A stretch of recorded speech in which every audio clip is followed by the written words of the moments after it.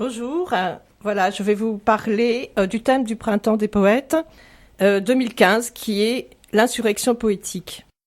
À cette occasion, donc, je vais vous présenter une anthologie que j'ai choisie, L'insurrection poétique, manifeste pour vivre ici, aux éditions Bruno Doucet. Cet ouvrage est divisé en 22 sections présentant différents thèmes, comme le refus d'un monde étriqué, combattre l'ignorance, guerre et paix, sexisme, injustice. Des poètes du monde entier, dont on peut retrouver les notices biographiques à la fin de l'ouvrage, y sont représentés. Certains vivants, d'autres décédés, parfois assassinés pour en avoir trop dit. Les poèmes écrits par les femmes représentent 30% de cette anthologie. Un petit peu moins 28%, mais bon, avec une erreur de calcul, j'ai choisi 30%. Et donc, j'ai fait un choix de vous présenter quelques poèmes écrits par ces femmes. Je vais commencer par Nicole Brossard. Nicole Brossard est née à Montréal. L'auteure est engagée dans la lutte féministe et elle a fondé une maison d'édition. L'extrait que je vais vous lire vient de l'ouvrage La capture du sombre, édité en 2007. Restez vivant. Restez vivant, dit la voix, s'applique aussi à toutes les filles, qui que vous soyez. Restez vivant à cause du vent lisse dans les roses et dans vos délires. Restez vivant. Montrez-vous avec vos syllabes et vos images. N'ayez pas peur de toucher à votre mélancolie. Restez vivant malgré les mouches et les brûlures, les petites décorations, les armoires fermées de chacun. Restez vivant, les bras ouverts, comme les pages d'un dictionnaire. Respirez haut et fort entre les signes, les miroirs, les petits croquis. N'oubliez pas votre gris-gris et la grammaire latine. Restez vivant, malgré votre mère dans son bain, les terroristes et les menteurs. Restez vivant dans l'axe de la lune et touchez donc à vos miroirs aux bons endroits avant de vous regarder partir. Restez vivant comme quelqu'un qui n'est pas vous. Une autre auteure, Marta Medeiros. Marta Medeiros est poète et journaliste. Elle est née au Brésil en 1961. Un texte inédit de 2014. La mort doucement. On meurt lentement à ne pas voyager, à ne pas lire, à ne pas écouter de la musique, à ne pas rire de soi. On meurt lentement à détruire son amour-propre. C'est peut-être une dépression, maladie sérieuse, qui requiert une aide professionnelle. Alors on dépérit jour après jour à ne pas vouloir être aidé. On meurt lentement à ne pas travailler ni étudier. Et la plupart du temps, ce n'est pas par choix, mais plutôt le destin. Alors, un gouvernement négligent peut tuer lentement une bonne partie de la population.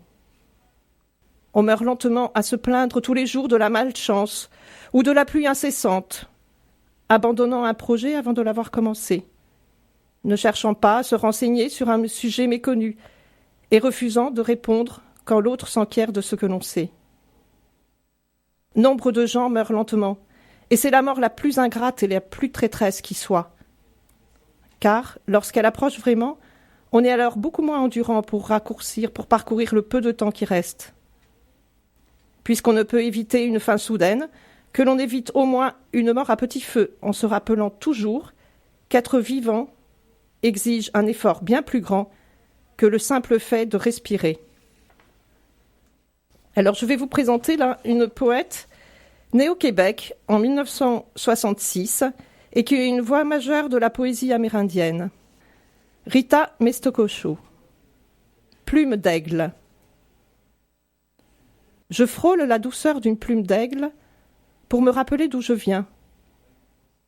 Je suis partie de très loin pour arriver jusqu'à moi. J'avais pourtant très peur. J'entends encore mon souffle court qui courait dans tous les sens de la vie. La première plume que j'ai reçue venait du peuple des grands arbres. À peine je l'ai gardée pour moi, je l'ai offerte à mon grand frère pour qu'il se souvienne du lien à la terre, pour qu'il respecte le lien à l'eau sacrée, qu'il n'oublie pas son histoire parlée. Et la dernière poétesse que je vais vous présenter de cette anthologie est Flora Orima Devatine. Elle est née à Tahiti en 1942. Donc c'est un poème inédit de 2014. Extrait. Par la grâce d'un mot. J'ai mal à mes mots, étranglé, lié, bouche cousue, ballonné dans les feuilles rongées qui n'ont pas résisté au temps. Mettre de l'ordre dans les discours tordus qui rabaissent, redresser les mots, rectifier les mots, régulariser, réajuster, réaligner les mots à dire, à fixer, à faire passer. Je n'ai plus de mots à moi. Je ramasse tous les vieux papiers à cause des mots qui y sont, à décomposer, à recomposer. En mots, à moi, de moi, à partir de ceux des uns et des autres.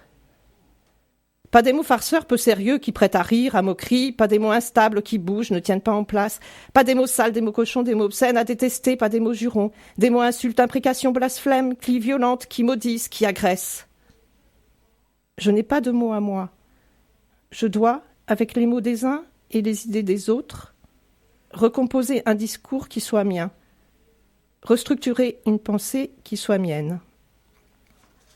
Voilà pour les extraits de l'anthologie. Et maintenant, je vais vous lire quelques poèmes qui seront édités dans la prochaine revue de l'Estracel, qui est la revue de la Maison de la Poésie du Nord-Pas-de-Calais. Cette revue, vous pouvez vous la procurer grâce à l'adhésion de 18 € que vous pouvez donc envoyer à la Maison de la Poésie et qui vous donne droit aux différentes manifestations et à cette revue. Le thème du prochain Estracel, je vous laisse le découvrir. J'ai choisi de vous lire deux poèmes de femmes, pour continuer, un poème de Denise Jardy.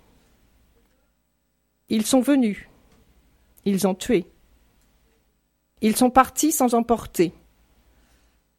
Pourtant, sur le bureau, il restait toutes les idées, la fraternité, la lucidité, la joie et l'innocence qui régnaient dans ces lieux. Ils sont venus, ils ont tué, ils sont partis, n'ont rien compris. Mais pour comprendre, il faut penser.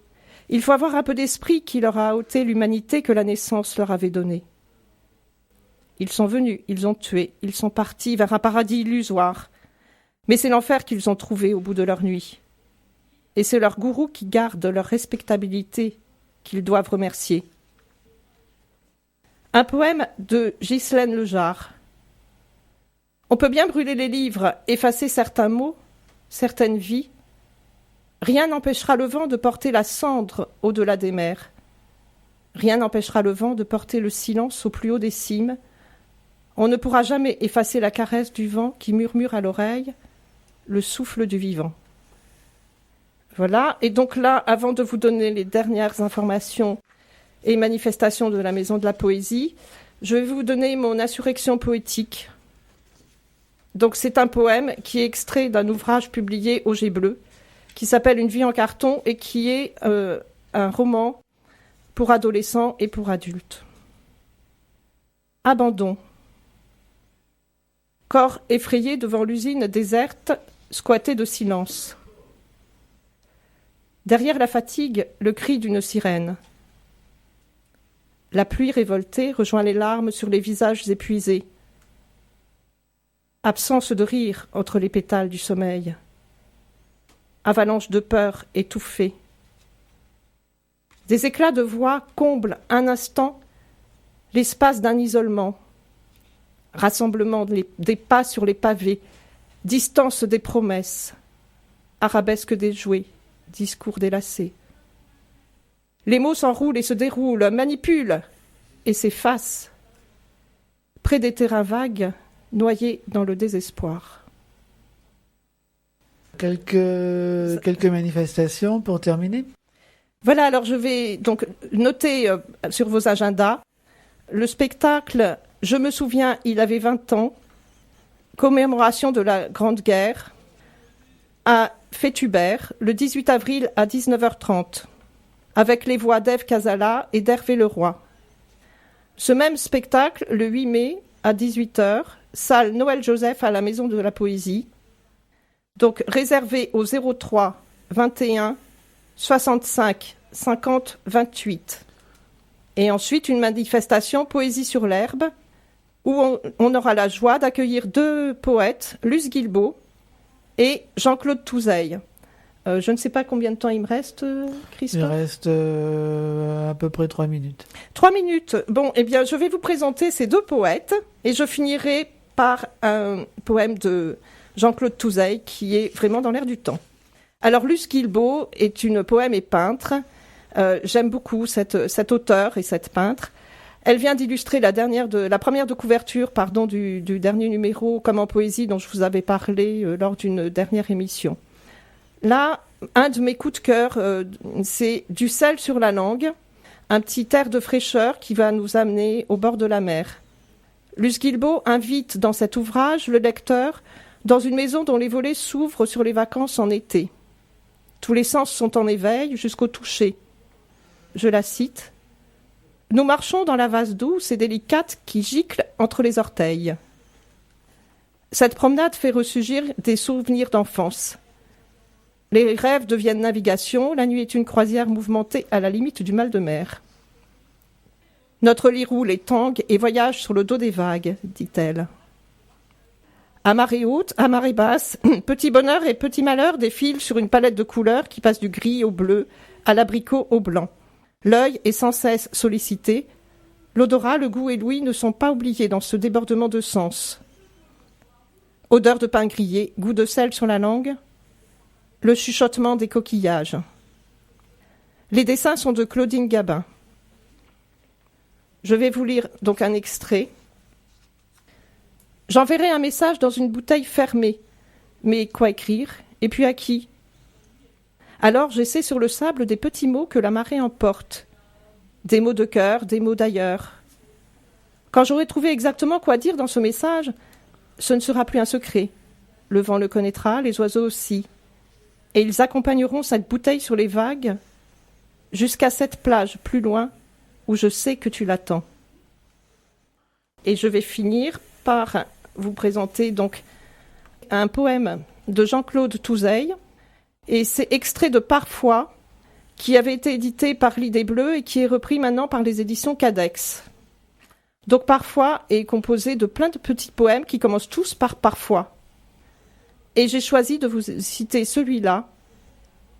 Parfois, quand on ne la surveille pas, la liberté baisse les bras. Très bien. Belle conclusion, Bénédicte. Merci beaucoup. Donc, Merci, le Christophe. site de la poésie, c'est maisondelapoésie.npdc.fr. Vous retrouverez toutes les coordonnées, etc.